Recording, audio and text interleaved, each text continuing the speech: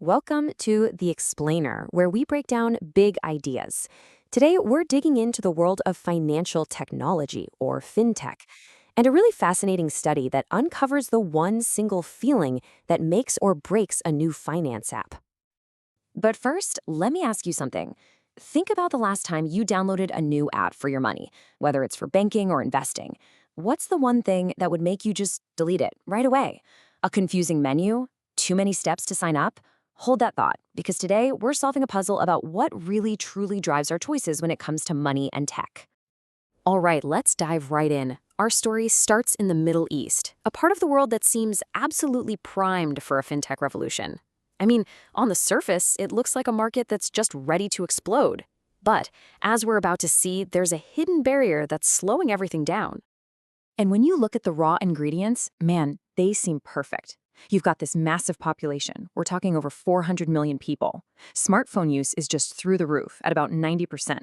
And here's the real kicker. More than 60% of the population is under 30. That's a huge, young, tech-savvy generation that's ready for new stuff. On top of all that, you have governments that are actively pushing for innovation. It should be a total slam dunk. Which brings us to the big mystery here. With everything lined up so perfectly, why hasn't fintech adoption just taken off like a rocket? Why aren't more people jumping on board? Something is holding them back. And you know what? It might not be what you think. So, to figure this out, let's put on our detective hats and investigate the usual suspects. These are the common fears and risks that pop into all of our heads when we're about to trust a new app with our money. Okay, suspect number one, financial risk. This one's the most obvious, right? It's that gut-level fear of just losing your hard-earned cash. You worry about scams, you worry about getting hacked, or maybe the company just goes out of business. It's the most basic fear when it comes to money. Next up on our list is legal risk. Now, this one's a little more subtle. It's that nagging feeling that maybe there aren't strong enough laws to protect you if something goes wrong. Like, who's got your back if your money just vanishes? Is there a system in place to hold these companies accountable? And our final suspect, security risk. This is all about your data. In today's world, we're all a little paranoid about our personal info. Our names, our addresses, our ID numbers getting stolen and used for something bad. So there they are, our three main suspects: financial, legal, and security risks. Now, logic would tell you that the fear of losing money, that financial risk, would be the biggest deal breaker of all. But this is where the story gets really interesting.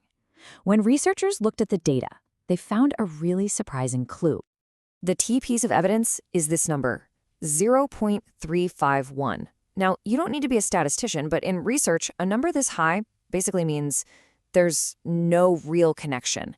So what this is telling us is that the study found no direct, significant link between someone's fear of losing money and their actual decision to use a fintech app. I mean, how wild is that? This is the huge twist in our investigation. The most obvious suspect, the fear of losing cold, hard cash, wasn't the main reason people were staying away. And that tells us that something else, something way more powerful, is actually pulling the strings. So, what in the world is really going on here? Okay, so here's the secret. It turns out those risks we talked about don't just scare us off directly. No, they work through a hidden but incredibly powerful middleman. It's what we're calling the easy button effect, and it is the secret ingredient we've been looking for.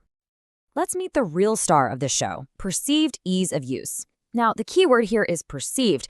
This isn't about how easy an app actually is to use. It's all about how easy it feels to the person using it. Is it intuitive? Is it a pain to navigate? Does it just feel complicated? That feeling right there is everything. And this right here shows you how it actually works. It's a chain reaction.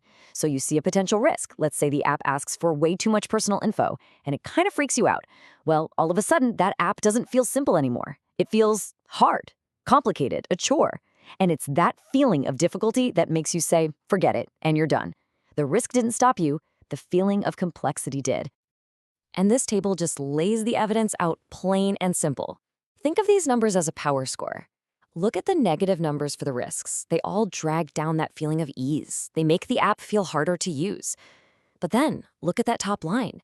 A seamless transaction has a massive positive score. It makes the app feel way, way easier to use. It's like your user experience is in a constant tug of war with your worries. So let's bring it all home. let's look at how all of this adds up to one clear, powerful lesson. For anyone out there building technology, especially anything to do with money, getting this right is literally the key to the kingdom. This chart shows us what directly convinces a user to stick around. Now, yeah, legal risk has a really strong negative push, but look at that positive bar.